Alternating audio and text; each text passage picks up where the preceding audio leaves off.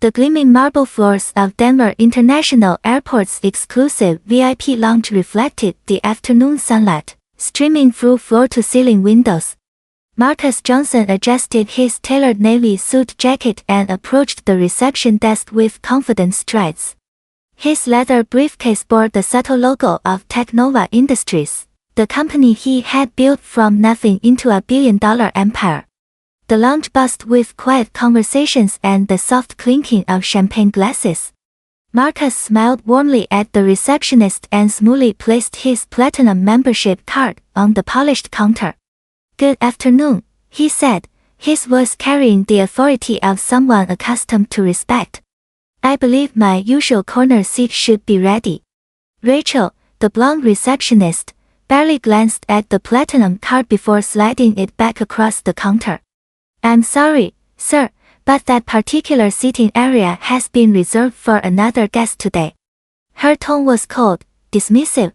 Marcus raised an eyebrow, maintaining his composure. "Reserved? I've held this platinum membership for 8 years. That corner seat has never been unavailable to me." Before Rachel could respond, a middle-aged white man in a wrinkled polo shirt approached the desk. "Tom Mitchell," he announced, fumbling with a basic membership card. Rachel's demeanor instantly transformed. "Mr. Mitchell, right this way to your premium seating area." She gestured toward Marcus's usual corner spot. Marcus felt his jaw tighten, but kept his voice steady. "Excuse me, but there seems to be some confusion here." Nearby passengers began turning their heads, sensing the tension. A businessman lowered his newspaper, watching the unfolding drama with growing interest. Marcus stepped away from the desk and pulled out his phone, his fingers moving deliberately across the screen. "Hello, Janet." "Yes, it's Marcus. I'm at the Denver VIP lounge, and we seem to have a situation that requires immediate attention." His voice carried across the lounge, calm but unmistakably authoritative. Rachel's eyes darted nervously toward the security cameras mounted above, their red recording lights blinking steadily. She whispered urgently to her colleague behind the counter. From a quiet corner booth, a sharp-eyed woman in an expensive charcoal suit observed every detail. She had been sipping coffee and reviewing documents, but now her full attention focused on the unfolding scene.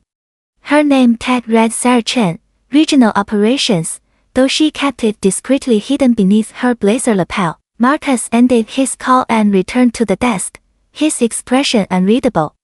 "I've just spoken with corporate headquarters. They're very interested in today's service protocols." Rachel's face paled visibly. Tom Mitchell, now settled comfortably in the corner seat, remained blissfully unaware of the storm brewing around him. Other passengers had stopped their conversations entirely, creating an uncomfortable silence that filled the normally peaceful lounge. Sarah Chen rose from her corner booth and walked purposefully toward the reception desk, her heels clicking against the marble floor. She reached into her blazer and produced an official airline identification badge. "Rachel, I'm Sarah Chen, Regional Director of Customer Experience. I've been conducting undercover service evaluations today." Rachel's face went ashen as the weight of the situation crashed down on her. Sarah turned to Marcus with a respectful nod. "Mr. Johnson, please accept my sincere apologies for this inexcusable treatment. I've documented everything from my position." She gestured toward a small recording device on her table. Marcus smiled grimly.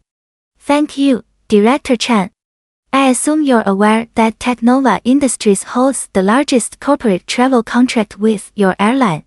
Over $12 million annually." The color drained completely from Rachel's face. Tom Mitchell, finally sensing the gravity of the situation, began shifting uncomfortably in his seat. Sarah continued, her voice professional but stern. "Every interaction has been recorded by both security cameras and my personal assessment tools. This discrimination violates every policy we've established." Other staff members emerged from the back office, their expressions revealing they understood their careers were hanging in the balance. The lounge had become completely silent except for the soft hum of air conditioning. Sarah Chan's voice cut through the tense silence. "Rachel, you are terminated effective immediately. Security will escort you out." Rachel's hands trembled as she removed her name tag. Within minutes, airport security arrived to accompany her from the premises. Tom Mitchell quietly gathered his belongings and found another seat. His face flushed with embarrassment. Sarah addressed the entire lounge. "Ladies and gentlemen, I apologize for this disgraceful incident. Our airline does not tolerate discrimination of any kind." Marcus stepped forward, his voice carrying hope and determination. "This moment represents an opportunity for real change. I propose we work together to ensure this never happens to anyone else." Sarah nodded emphatically. "Effective immediately, we're implementing comprehensive diversity training for all staff. Mr. Johnson, would Technova Industries consider partnering with us to develop these programs?" Marcus extended his hand. "Absolutely. Let's turn this painful experience into something positive for everyone." The lounge erupted in supportive applause as justice prevailed and hope emerged from discrimination.